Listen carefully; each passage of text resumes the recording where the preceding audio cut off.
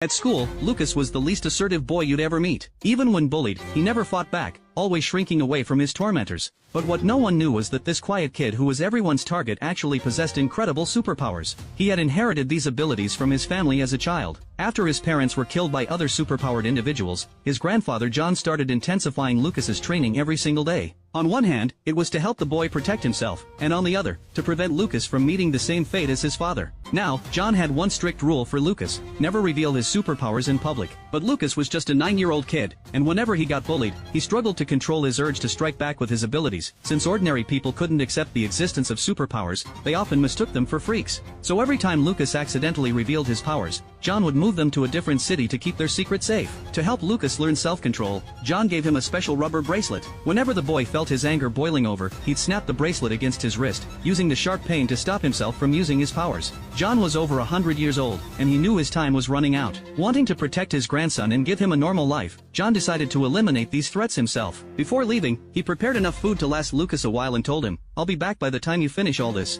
Young Lucas didn't understand why his grandfather had to leave. Praying for John's quick return, he rushed through the food supplies, never expecting he'd ultimately witness his grandfather return critically injured, his superpowers gone, as if drained from his body. 12 years later, Lucas got into college through his own hard work. He never forgot his grandfather's warnings. Whenever the bullying became unbearable, he'd still snap that rubber bracelet against his wrist, using the familiar pain to keep his anger in check and his powers hidden. A constant reminder of the secret he had to keep. Just when it seemed Lucas would live out his life in quiet submission, a phone call changed everything. The village chief informed him that his grandfather's grave had been dug up, and someone had stolen his remains. Standing before the violated grave, Lucas couldn't help but wonder, who would want the bones of someone dead for over a decade? Suddenly, a farm vehicle rumbled into the cemetery, and a strange girl stepped out. To everyone's shock, she introduced herself as Anna, Lucas's half-sister, even producing a photo with their father. Lucas remained skeptical, since his grandfather had never mentioned any sister. He returned home to prepare his grandfather's favorite dishes, planning to pay his respects that evening. But when he returned to the cemetery after dark,